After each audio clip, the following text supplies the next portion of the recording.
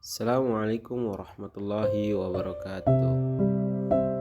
Nabi Muhammad Sallallahu Alaihi Wasallam lahir pada hari Senin, tanggal 20 April 571 Masehi, tepat di tahun Gaza. Lahir di suatu tempat yang tidak jauh dari Ka'bah. Ia berasal dari kalangan bangsawan Quraisy dan Bani Hashim. Sementara masih ada bangsawan Quraisy yang lainnya yaitu Bani Umayyah. Tapi Bani Hashim lebih mulia dari Bani Umayyah waktu itu. Ayahnya bernama Abdullah bin Abdul Muthalib dan ibunya Aminah bin Wahab. Garis nasab ayah dan ibunya bertemu pada uyutnya yang bernama Kilab bin Murrah. Apabila ditarik ke atas, silsilah keturunan beliau baik dari ayah dan ibunya sampai kepada Nabi Ismail alaihissalam dan Nabi Ibrahim alaihissalam. Hari dari kelahirannya, kakeknya Abdul Muthalib mengundang semua orang Quraisy dalam suatu selamatan jamuan makan. Ketika itu Abdul Muthalib memberi nama Muhammad kepada cucunya itu. Nama tersebut terasa aneh bagi mereka yang hadir dan mempertanyakan kepada Abdul Muthalib. Dan mereka berkata, sungguh di luar kebiasaan. Kenapa diberi nama Muhammad? Dijawab oleh kakeknya, dia berkata, arti nama Muhammad agar orang menjadi terpuji di langit dan terpuji di bumi.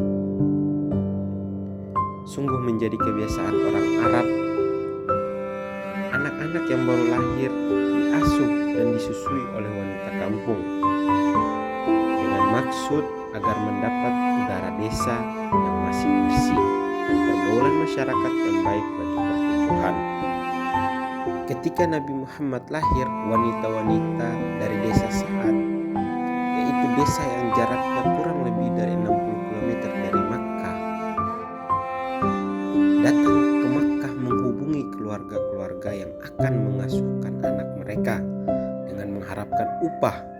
Karena ekonomi Aminah yang lemah, tidak ada di antara wanita-wanita tersebut yang mau mengasuh Muhammad kecuali Halimah. Setelah meminta izin pada suaminya Haris karena Halimah mau mengasuhnya, sambil berharap mudah-mudahan Tuhan memberkati kehidupan mereka. Akhirnya Aminah dan Abu Muthalib pun melaksanakan dengan penuh senang hati. Di luar harapan Halimah bahwa kehadiran Muhammad dalam keluarga kurang mampu tersebut sungguh membawa berkah. Rumput yang digunakan mengembala kambing tumbuh subur. Kambing yang mereka pelihara menjadi gemuk-gemuk. Air susunya menjadi banyak sehingga kehidupan mereka yang suram dan susah berubah menjadi penuh bahagia dan kedamaian. Mereka percaya anak yatim itu lah yang membawa berkah dalam kehidupan mereka.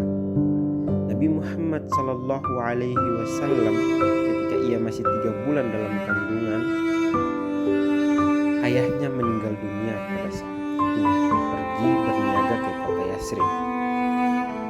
Sementara ibunya Aminah wafat di Abu As waktu pulang dari menziarah makam Abdullah, yakni ayah Nabi Muhammad. Ketika itu ia berusia 6 tahun. Kakek Abdul Muthalib mengasuhnya selama 2 tahun. Kemudian kakeknya pun meninggal dunia pula pada usia 8 tahun. Kemudian ia diasuh oleh pamannya Abu Thalib. Dan kisah Nabi tersebut dapat diketahui bahwa tanggung jawab hak asuh anak apabila ayahnya meninggal berturun-turun dari ibu ke kakek kemudian ke paman. Ada 2 jenis pekerjaan yang dilakukannya sebelum menjadi Rasul. Yang pertama, dia menjadi pengembala kambing ketika bersama ibu susulnya, yaitu Halimatus Sa'diyah saat tinggal di desa. Kedua, berdagang ketika ia tinggal bersama pamannya.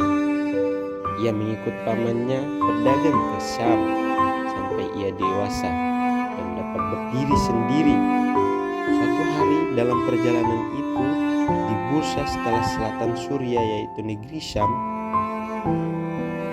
dia bertemu dengan pendeta Kristen bernama Buhaira. pendeta itu melihat tanda-tanda kenabian pada diri Muhammad sesuai dengan petunjuk cerita-cerita Kristen.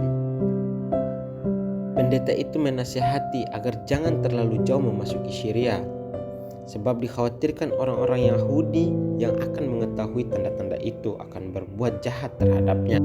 Mengembala kambing adalah pekerjaan yang memerlukan kesabaran kuat, sementara berdagang melatih kejujuran. Sulit mencari orang yang jujur waktu itu. Nabi Muhammad SAW membuat orang-orang percaya bahwa ia adalah orang yang jujur. Sering berjalannya waktu, Muhammad dikenal sebagai seorang pemuda yang jujur dan amanah. Kejujurannya membuat diberi gelar Al-Amin, yang berarti yang terpercaya. Ketika Muhammad berusia 25 tahun, reputasinya menjadi pedagang yang jujur menarik perhatian banyak orang, termasuk seorang janda kaya raya bernama Khadijah binti Khuwailid. Pada saat itu, untuk mendekati Muhammad, Khadijah mengutus Muhammad untuk memimpin khalifah dagangnya ke Syam. Dan setelah melihat hasil yang mengagumkan, Khadijah semakin terkesan dengan Nabi Muhammad. Akhirnya Khadijah meminang Muhammad untuk menikahinya. Meski usia Khadijah lebih tua 15 tahun, Muhammad menerima pinangan tersebut. Dan pernikahan mereka adalah awal kisah cinta yang luar biasa. Kisah cinta dan pengorbanan mereka adalah kiblat bagi pasangan umat muslim di dunia hingga saat ini. Khadijah adalah pendukung setia Nabi Muhammad, memberi kasih sayang dan dukungan penuh, baik secara materi dan non-materi. Kasih sayang Nabi Muhammad kepada Khadijah tidak pernah berkurang hingga akhir hayatnya. Walaupun Nabi Muhammad mendapat wahyu untuk menikah lagi sepeninggal Khadijah, dan istri-istri Nabi pun mengetahui bahwa cinta dan kasih sayang Nabi selalu ada untuk Khadijah radhiyallahu anha. Pernikahan Nabi dengan Khadijah binti Khuwailid berlangsung ketika Muhammad berusia 25 tahun dan Khadijah 40 tahun dengan mahar 20 ekor unta. Dalam kehidupan rumah tangga, suami dan istri hidup bahagia dan saling mencintai. Muhammad tidak pernah menyakiti hati istrinya, dan sebaliknya istrinya ikhlas menyerahkan segala-gala untuk suaminya. Harta kekayaan istrinya itu memberi kesempatan kepada Nabi Muhammad membantu orang-orang miskin dan tertindas serta memerdekakan budak-budak. Bahkan budak-budak yang dimiliki Khadijah sebelum mereka menikah semuanya dimerdekakan, di antara Zaid bin Sabit, dan kemudian menjadi anak angkat Nabi. Dari pernikahan dengan Khadijah telah melahirkan 2 orang anak laki-laki, masing-masing Qasim dan Abdullah. Keduanya meninggal selagi masih kecil. Karena sedihnya tidak mempunyai anak laki-laki, beliau mengangkat Zaid ibnu Harisah sebagai anak angkat. Pada awalnya beliau sempat memanggilnya Zaid ibnu Muhammad. Kemudian ia ditegur agar kembali kepada nama semula. Itu artinya anak angkat tidak dapat disamakan dengan anak kandung. Selain itu ada 4 orang anak perempuan, yaitu Zainab, Ruqayyah, Ummu Kulsum, dan Fatimah. Semua di antara mereka mencapai usia dewasa. Di antara anak perempuannya hanya Fatimah yang melahirkan 2 anak laki-laki, yaitu Hasan dan Husain, dari perkawinannya dengan Ali bin Abdul Thalib. Nabi Muhammad tidak pernah menikah sampai Khadijah meninggal. Saat Nabi Muhammad berusia 50 tahun, setelah Khadijah binti Khuwailid meninggal, Nabi Muhammad SAW menikah lagi dengan 10 orang wanita. Pada masa hidup Nabi Muhammad sebelum diangkat menjadi nabi, masyarakat Mekah berada dalam kondisi yang jauh dari ajaran tauhid yang dibawa oleh Nabi Ibrahim. Banyak mereka yang menyembah berhala, mengabaikan keadilan sosial, dan terjebak dalam berbagai kebiasaan buruk seperti mabuk-mabukan, perjudian, dan perilaku tidak adil terhadap kaum wanita. Nabi Muhammad sangat merasa malu dengan praktik penyembahan berhala yang merajalela di Mekah. Ka'bah dibangun oleh Nabi Ibrahim dan Ismail sebagai tempat ibadah kepada Allah telah dipenuhi oleh berhala-berhala. Pada masa itu, masyarakat Quraisy percaya bahwa berhala-berhala ini bisa mendekatkan mereka kepada Tuhan sebagai keyakinan yang sangat bertentangan dengan yang diajarkan oleh Nabi Ibrahim. Di tengah masyarakat yang korup dan kacau, Muhammad dikenal sebagai Al-Amin, yang artinya terpercaya. Itu karena dalam urusan perdagangan, Muhammad selalu jujur dan adil. Kejujuran ini membuatnya dihormati oleh banyak orang, termasuk mereka yang berbeda keyakinan agamanya. Muhammad juga sangat peduli dengan keadilan sosial. Ia sering membantu orang-orang miskin dan lemah, serta sangat menghormati hak-hak perempuan dan budak yang saat itu sering kali diabaikan oleh masyarakat. Dalam kehidupan pribadinya, ia selalu menunjukkan kasih sayang dan pengertian, terutama kepada keluarganya.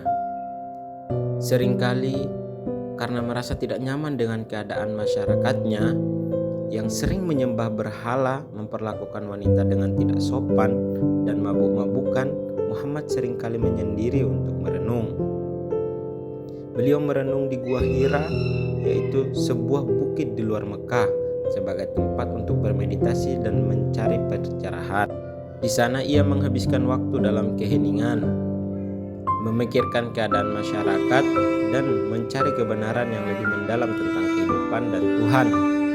Dalam usia 35 tahun, Muhammad telah memperlihatkan kualitasnya sebagai seorang pemimpin. Ketika itu, kaum Quraisy sedang memperbaiki dinding Ka'bah dan kemudian mereka bertengkar.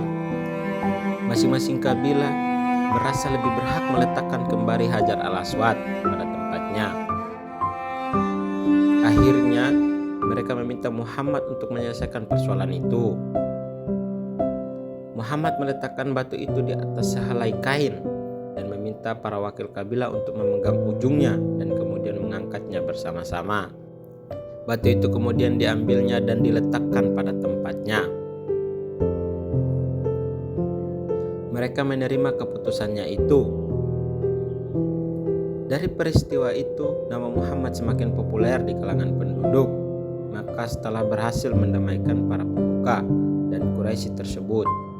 Dari peristiwa di atas, dapat diketahui bahwa Muhammad sebagai seorang Al-Amin telah mendapat percayaan penuh dalam pemimpin Quraisy untuk menyelesaikan persoalan dan perselisihan yang terjadi di antara mereka. Terima kasih telah menonton video ini. Jika kalian merasa video ini bermanfaat, jangan lupa memberikan like dan share ke teman-teman kalian. Terima kasih.